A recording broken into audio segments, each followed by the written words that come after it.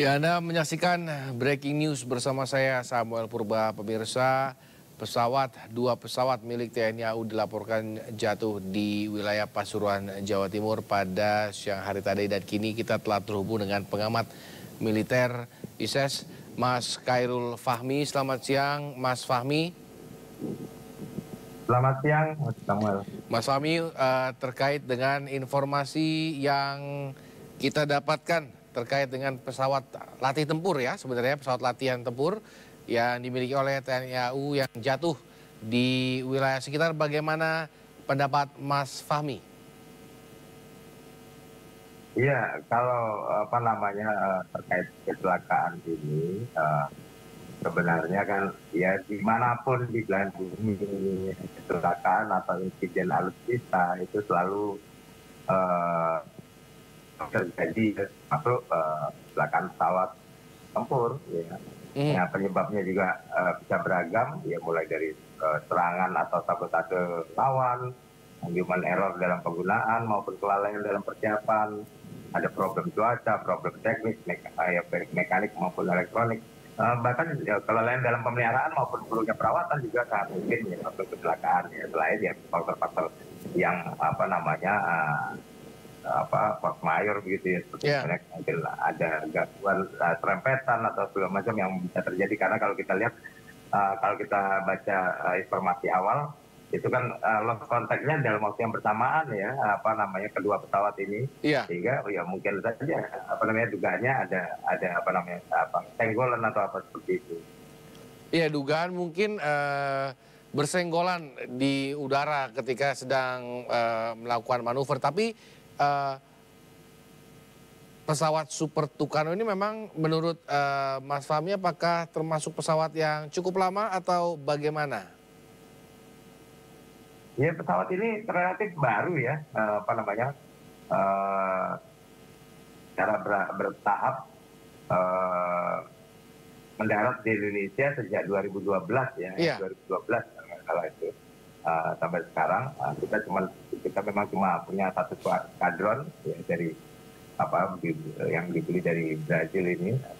Awalnya ada 16 pesawat kalau nggak salah. iya, Tapi 16 mungkin pesawat. sekarang karena sempat juga mengalami beberapa eh, kejadian tergelincir dan segala macam, ini mungkin sekitar tersisa ya kita beberapa 10 atau 11 pesawat gitu ya.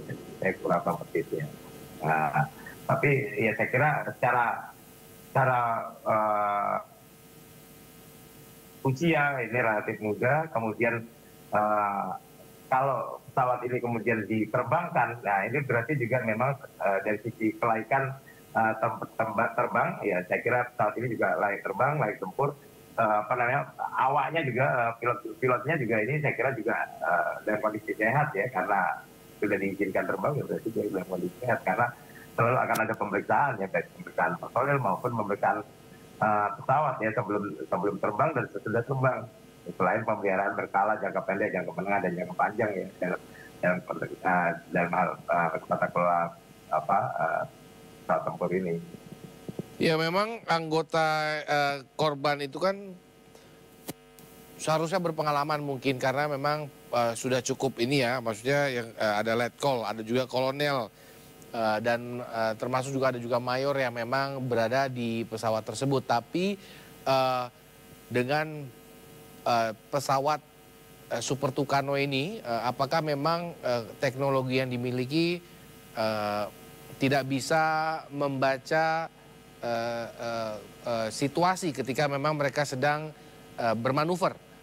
Karena memang kan informasinya mereka sedang melakukan box kalau nggak salah, kombinasi manuver seperti itu. Tapi apakah teknologi yang dimiliki oleh Super Tucano ini yang Mas Fahmi tahu seharusnya bisa menghindari tabrakan antar pesawat?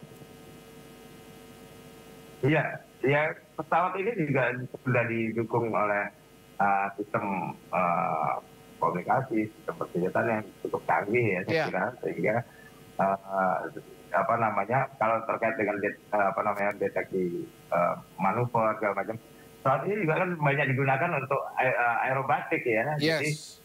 tentu saya yakin pesawat ini juga punya kemampuan untuk apa namanya uh, mendeteksi gitu ya. Tapi tentu saja kita kan belum tahu persis ini, masih tentu harus menunggu hasil penyelidikan kejadiannya seperti apa. Jadi saya tidak berani ya untuk menyampaikan dugaan terlalu jauh ya terkait kecelakaan itu. Jelas apa namanya pesawat ini kan sedang dalam latihan formasi ya, dari 4 pesawat yang terbang 2 bisa kembali dengan selamat, yang 2 apa namanya hilang kontak dan kemudian ditemukan jatuh. Nah, jatuhnya juga dalam waktu yang bersamaan, berdekatan juga lokasinya, ya itu yang memunculkan dugaan terjadi senggolan gitu ya. Dan ini kan ya apa namanya latihan yang ya tentunya sifatnya memang juga rutin ya untuk apa namanya untuk memelihara kemampuan apa pesawat awaknya dan maupun juga memastikan kondisi pesawat itu sendiri. Oke. Ada beberapa bukan kebingungan ya, tapi kayak pertanyaan, apakah pesawat model ini tidak punya self eject seperti itu? Karena kan kalau kita cuma bisa melihat di televisi atau di film seperti itu, Mas Fahmi, kan mereka bisa melontarkan diri sendiri seperti itu. Apakah pesawat seperti ini tidak dilengkapi peralatan seperti itu, Mas Fahmi? Meskipun memang itu tidak bisa membenarkan kejadian, bahwa karena kita tidak tahu ketika kejadian itu pasti akan kalut ya, seperti itu.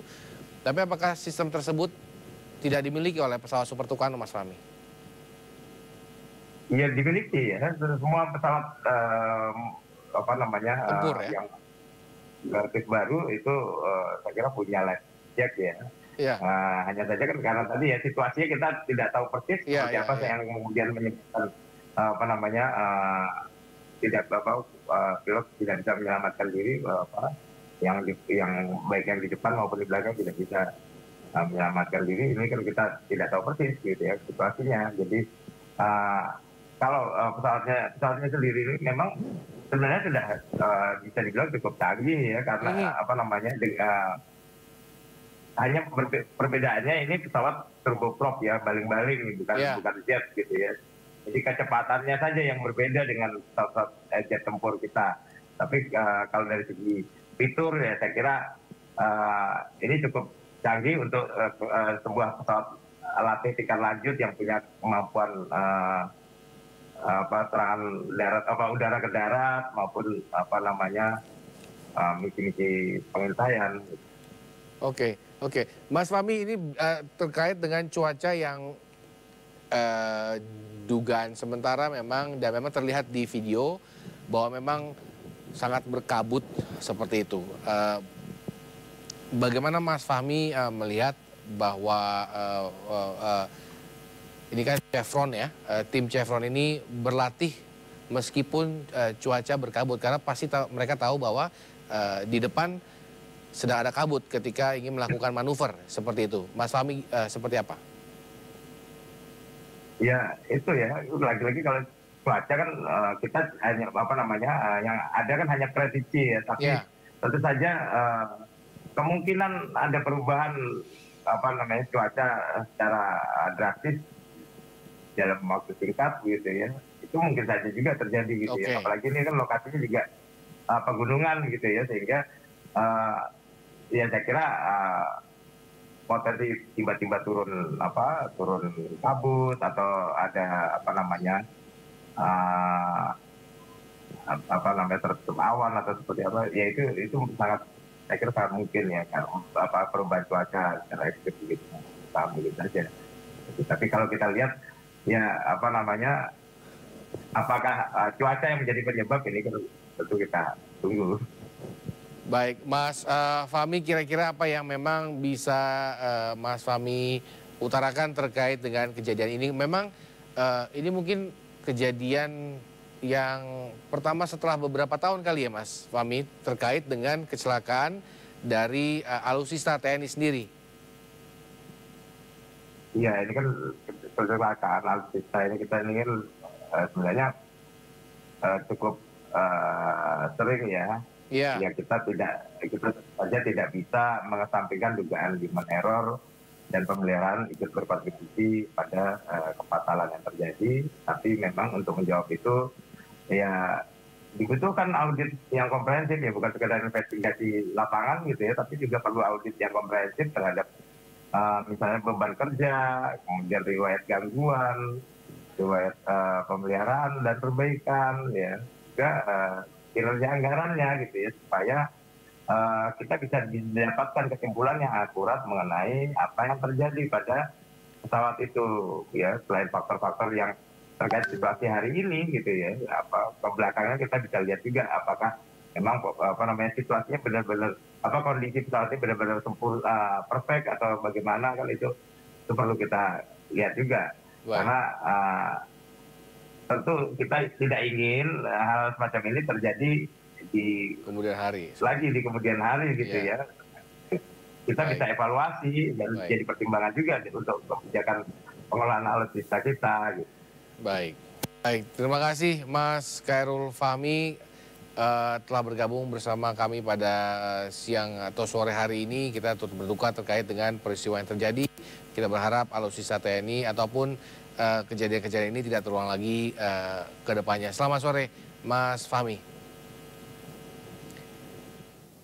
Ya pemirsa, usai sudah breaking news bersama saya Samuel Purba. Selamat menyaksikan program kami selanjutnya.